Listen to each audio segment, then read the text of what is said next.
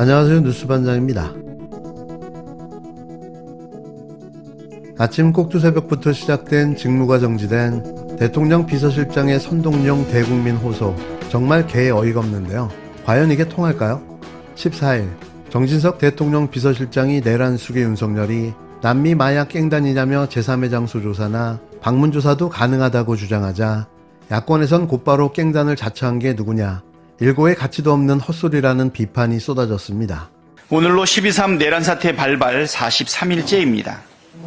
내란 수계 윤석열 체포가 늦어지면서 민생 경제가 위기로 치닫고 헌정 질서와 민주주의가 무너지고 있습니다. 심지어 윤석열은 경호처 간부와 오찬 자리에서 자신의 체포를 막기 위해 총이 안 되면 칼이라도 쓰라고 지시했다고 합니다. 무슨 남미 마약갱 두목입니까? 법 집행을 막기 위해 총칼 쓰라고 지시한다는 게. 민주당 박찬대 원내대표는 원내대책회의에서 자신을 지키라며 경호처 간부들에게 총이 안 되면 칼을 쓰라고 했다는 윤석열을 향해 무슨 남미갱 두목이냐고 직격했는데요. 본인 스스로도 말한 것처럼 마약 깽단 다루듯이 한다. 마약 깽단같이 행위한 게 누굽니까? 공권력이 윤석열 대통령을 마약 깽단처럼 다루는 게 아니라 스스로가 마약 깽단같이 행위하고 있다. 또 민주당 수석 대변인인 조승래 의원은 SBS 라디오 김태현의 정치쇼와의 인터뷰에서 정당한 법 집행을 거부하며 성렬 산성을 쌓고 물리력을 동원해 농성하는 것이야말로 마약 깽단 같은 행위라고 일갈했습니다. 방문 조사해달라는 거 들으니까 마치 예전에 그 서울중앙지검 검사들이 김건희 씨한테 소환당해서 핸드폰 뺏기고 조사당한 적 있지 않습니까? 그 결과는 무혐의였고요. 지금 그거를 꼭 똑같이 하겠다는 거 아닙니까? 이어 민주당 김승원 의원도 MBC 라디오 김종배의 시선집중과의 인터뷰에서 체포영장 집행 전 마지막 몸부림이라며 검찰의 출장 조사를 받았던 김건희와 똑같이 하겠다는 것이 아니냐고 쏘아붙였는데요.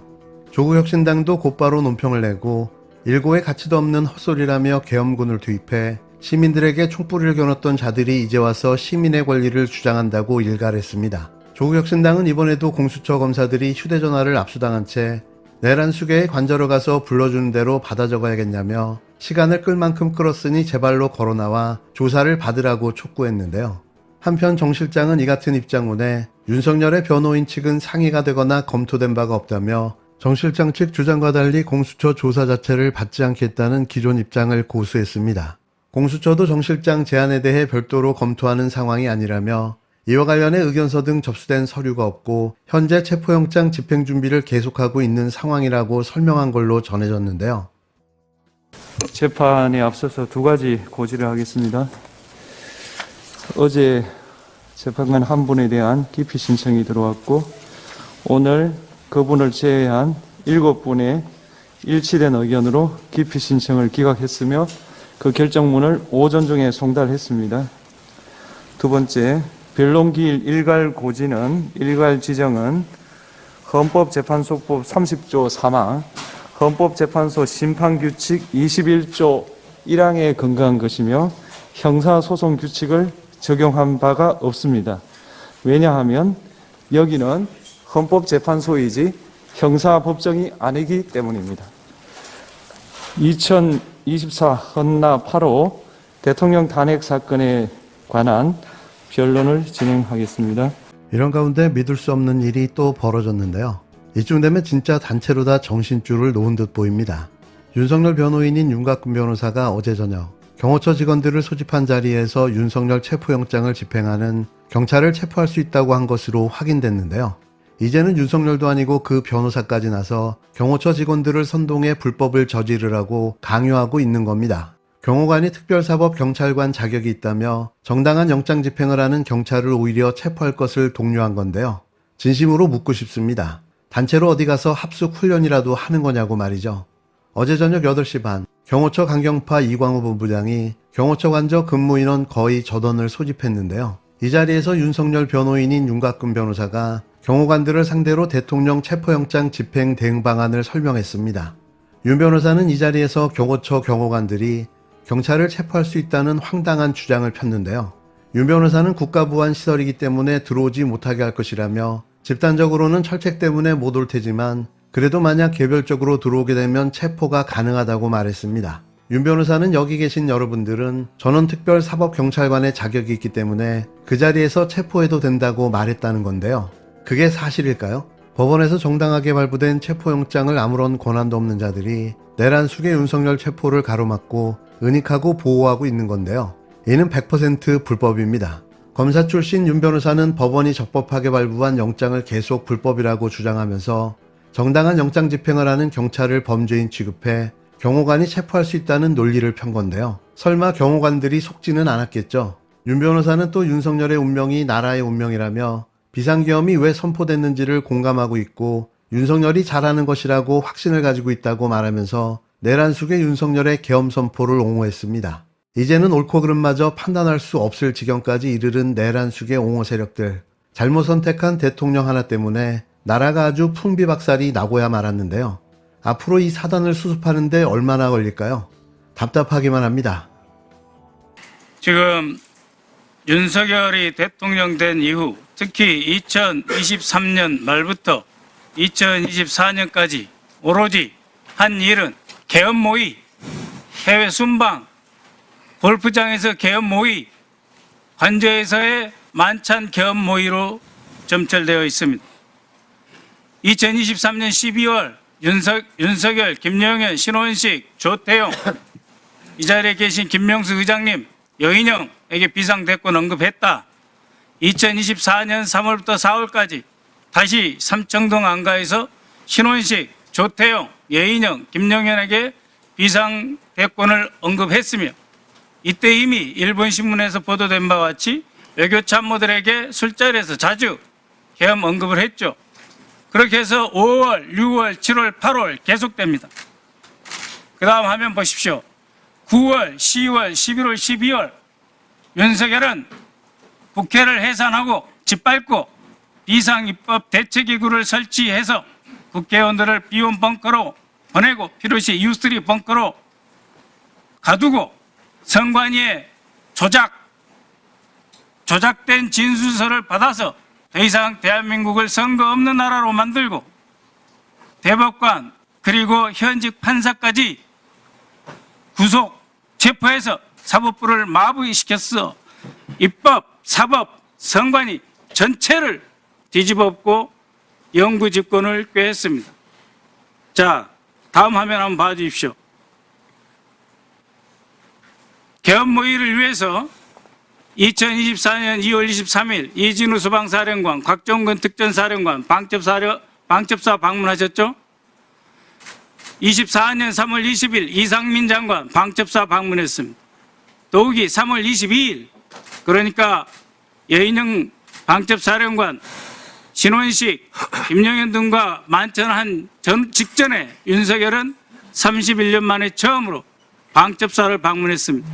그리고 한 달 뒤도 안 된 시기에 국군 방첩사령부령을 개정해서 사이버 및 대테러 활동을 지원토록 업무 범위를 확장시킵니다.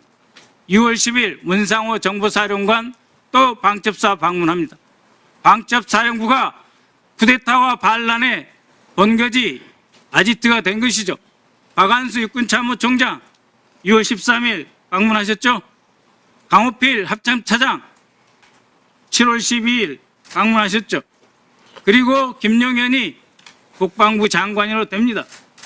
존경하는 국방차관님, 직무대행님, 그리고 합참의장님께 여쭙니다. 저희가 계엄령 경고를 했고 계엄하지 말라고 부탁을 드렸습니다. 단 한 분이라도 차관님과 합참의장께서는 계엄 가능성에 대해서 예하 사령관들에게 특히 지작사령관, 방첩사령관, 특전사령관, 수방사령관에 대해서 한 번이라도 경고하신 적 있습니까? 경고하신 적 있으십니까? 계엄 그 자체에 대해서 가정해 본 적이 없었습니다. 그래서 경고하신 적도 없고 체크도 안 하셨죠? 예. 정경환 합참의장님 마찬가지시죠? 예, 저희들 합참에서도 그때 말씀하신 거에 대해서 귀담아 들을 필요는 있었지만 못 들었습니다. 그리고 참모들하고 이게 가능한 거냐? 아마 들을 필요 있는데 못 들었다는 게 무슨 말씀이세요? 참모들이 할 때 이거는 불가능하다. 그래서 점검도 안 하셨죠? 맞습니다. 예, 그런데 제가 굉장히 양가적인 감정을 갖고 있어요. 합참의장님께. 그 어려운 시기에 계엄에 전폭적으로 동참하지 않고 그래도 국방 의무를 지키기 위해서 차관과 함께 노력해 주시고 아직도 저는 지작사령관 강호필 대장에게 존경심을 포기하지 않고 있습니다. 지금 이 엄중한 시기에 세 분이 대한민국 안보를 지키셔야 되기 때문이죠. 그럼에도 불구하고 정경환 합참의장님, 원래 계엄사령부 국방부 건물 5층에 설치하기로 되어 있습니다. 그런데 집통실로 밀고 내려왔어요. 합참의장, 그때 결심실의 의자의 주인공은 합참의장입니다. 그렇지 않습니까? 집통실, 결심지원실의 주인은 합참의장이죠. 어느 순간이라도 적이 공격하면 바로 격퇴시켜서 대한민국을 지키셔야 할 합참의장의 자리, 그날 장관과 쿠데타 세력에게 빼앗기셨죠. 그러면서 10시 40분에 전군 경계태세를 내려야 하는 그런 비극적인 결정을 하셨죠. 그러셨죠? 장관에게 지휘통제실, 결심지원실의 의장 자리 뺏기셨죠? 대답 왜 안 하십니까? 말씀을 하시면 말씀드리겠습니다. 그 부분은 조금 설명이 필요하기 때문에 다 듣고 말씀드리겠습니다. 그러면은 제 질문 끝나고 다시 답변해 주십시오. 각종군 사령관. 예. 아까 정경환 합참의장이 뭐 북풍 이용하지 않는다 그런 말씀하셨는데 북한의 서울에 북한 테러 부대가 침투할 가능성이 있고 매우 심각하다. 국방장관이 직접 지시한다.